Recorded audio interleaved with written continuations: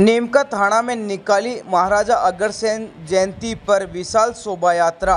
नीमका थाना जिले में अग्रवाल समाज की ओर से महाराजा अग्रसेन जयंती बड़े ही धूमधाम से मनाई गई।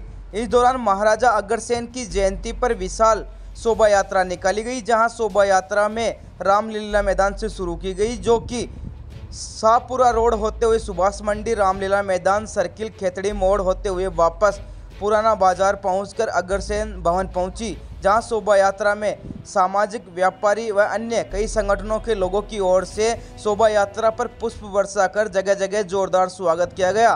शोभा यात्रा में महाराजा अग्रसेन की जयंती पर आरती का भी आयोजन किया गया, जिसमें बड़ी संख्या में लोग शामिल हुए। वहीं अग्रसेन समाज के लोगों की ओर से आज नीमका थाना में जयंती के उपलक्ष्य पर अग्रवाल समाज के लोगों की ओर से अपने प्रतिष्ठान बंद रखी गई।